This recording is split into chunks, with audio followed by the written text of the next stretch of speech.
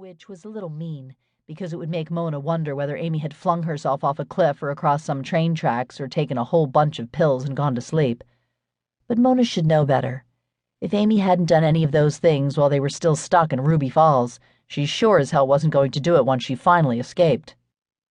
It was getting late, and Amy wasn't so tired that she didn't know how hungry she was. She'd bought a few bags of pretzels at the last bus station, and now she crunched into them happily, her lips shriveling from the salt. She started to remember where she was going, and that of course made her remember where she'd just come from.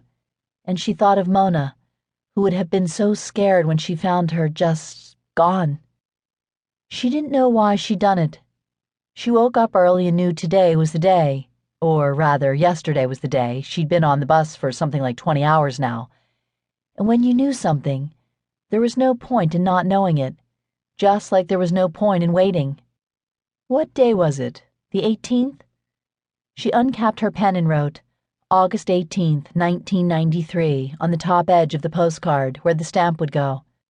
Her stomach and her knees and her butt hurt, and she was grateful to be in the window seat, even though it was dark and there wasn't much to see. She pressed her forehead against the cool glass. She thought she was in Indiana or Kansas maybe by now. Hollywood was closer than ever. Her future was closer. The world flickered by, unspooling like a reel of undeveloped film. The darkness of the bus, close and warm, reminded her of sitting in the dark of a movie theater on the boardwalk with her father. 1,000,000 years ago, it seemed, the summer before he died, when she was 4 and he took her to see the Clash of the Titans on a rainy day when it was too cold to go to the beach. "This is Ray Harryhausen's masterpiece," he whispered to her. "You think those skeletons and Jason and the Argonauts are cool? Wait till you see Pegasus. Wait till you see Medusa. Wait till you see the Kraken." She remembered sucking the chocolate coating off each junior mint and thinking it was funny that there was sand on the floor, like the beach just couldn't stay away.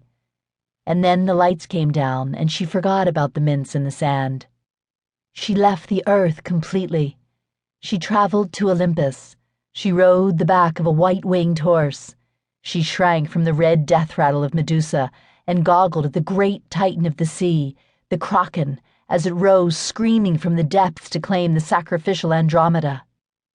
And he, Ray Harryhausen, had created them, had built them improbably from wire and clay and plastic and feathers, built them and given them movement and desire and souls.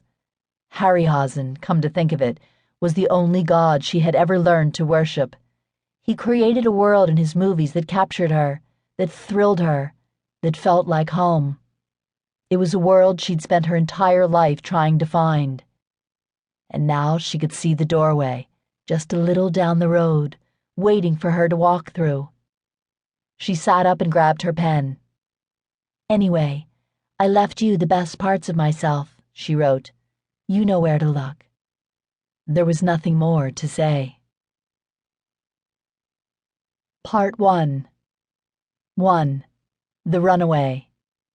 Arthur Rook didn't know. He woke up on Friday morning when Amy rolled out of bed, but the running of the shower sang him back to sleep. When his alarm buzzed at 7, he woke again, shaved and dressed and fed himself and Ray Harryhausen the cat, and stood on the curb in front of his apartment complex in Toluca Lake, just north of Hollywood, waiting for a ride to work. Like every morning in Los Angeles, it was colder than Arthur, who grew up in Boston, thought LA was supposed to be. He squinted at the sun, hugging himself. He saw his breath on the air. He wished Max Morris would show up already, hopefully with coffee, or maybe those little homemade donuts Max's boyfriend Manny made, that Max didn't like and didn't have the heart to admit. Manny put little notes in with the donuts, always a pun. "You're my favorite in the whole world," or "Donut what I do with you," and Arthur felt a little guilty devouring sweets specially packed for another person. When Arthur asked Max why he let Manny go on thinking he liked the donuts, wasn't he worried someday Manny would discover the truth and be hurt? Max shrugged and said, "Sometimes you let the people you love believe what they want to believe." "Why?" Arthur had asked. "Because you love 'em," Max had said. There, right then.